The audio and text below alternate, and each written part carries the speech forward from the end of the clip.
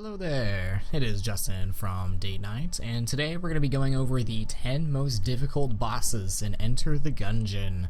I really enjoyed making the last video for Bloodborne, and I figured today we would go through in my opinion, a Souls-like.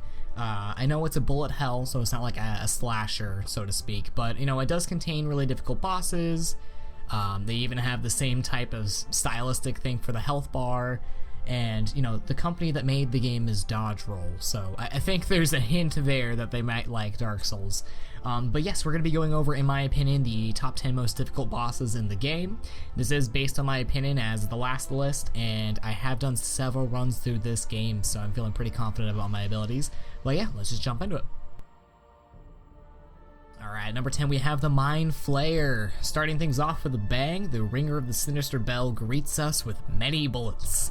His attack patterns are easy to dodge once you learn them.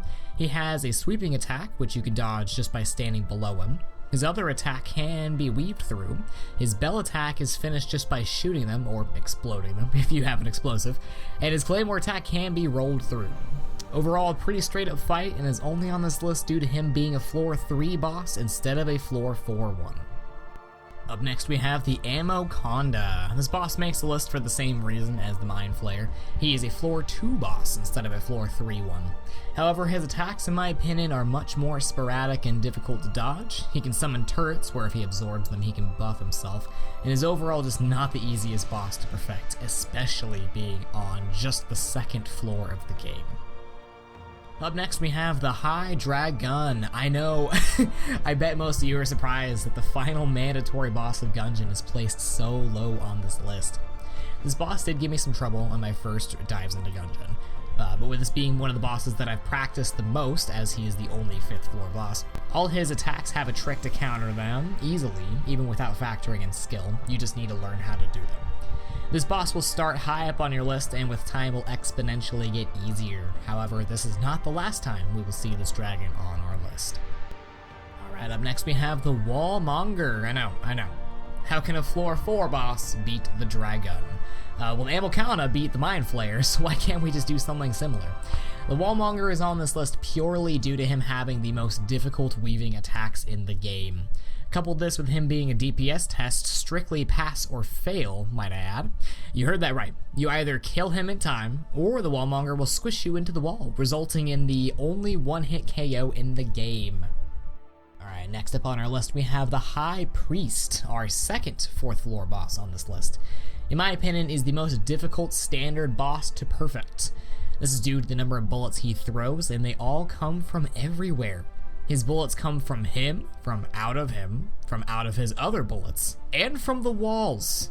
That's right, you can lose a perfect boss fight to him from the wall shooting you.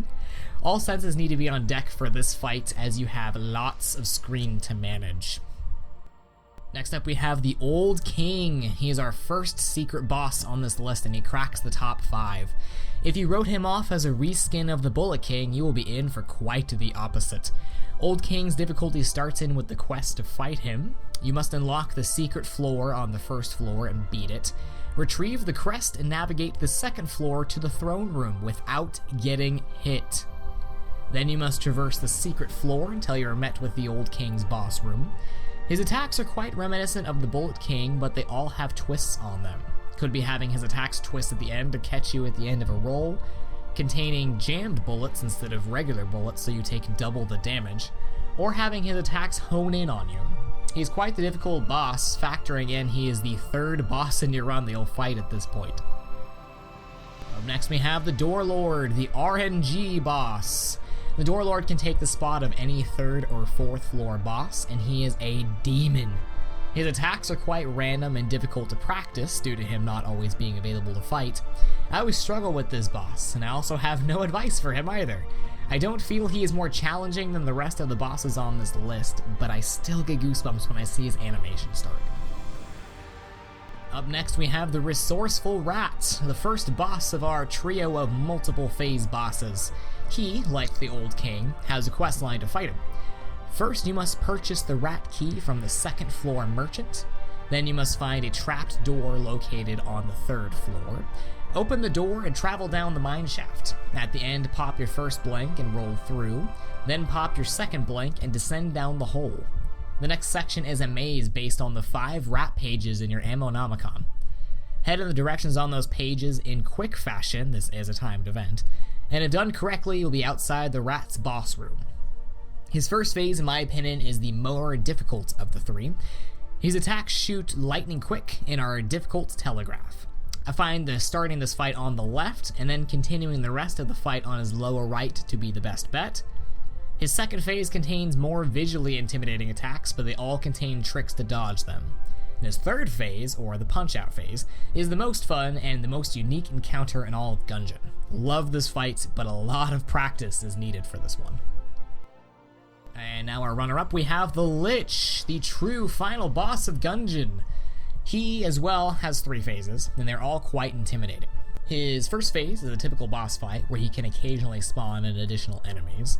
His second phase, in my opinion, contains some of the most difficult to dodge attacks, and his third phase is the most sporadic of them all. Conquer all 3 and you will become the true Lord of Gungeon. Alright, finally on this list we have the Advanced Highdraggun. I told you we would see this guy again. And he also has a quest line. You must beat the full rat quest line and obtain at least 2 cell keys from the punch-out section. Use a blank in the chest room to reveal the 2 cell doors. Opening those and feeding 3 items to the snake, one of these could be the rat if you're feeling vengeful, and continue your run as normal until the dragon. During the first phase, it will be mostly the same, but the snake will occasionally shoot at you.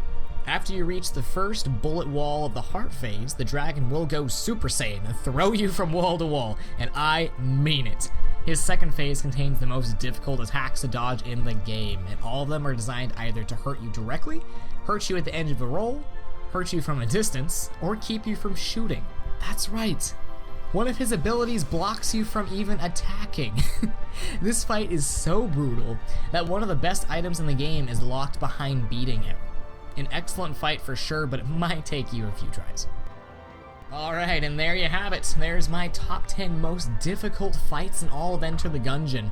Much like our last video, if you guys have any recommendations for top 10s or just any videos in general, leave them in the comment section below. I've been having a blast making this list, as I'm just kind of typically a listy person, and I love, you know, Souls-like, Soulsborne games in general, and they all just have some of the best boss fights I've ever fought. But yes, if you are new around here, please consider giving a subscribe, like if you like it, and we will see you next time.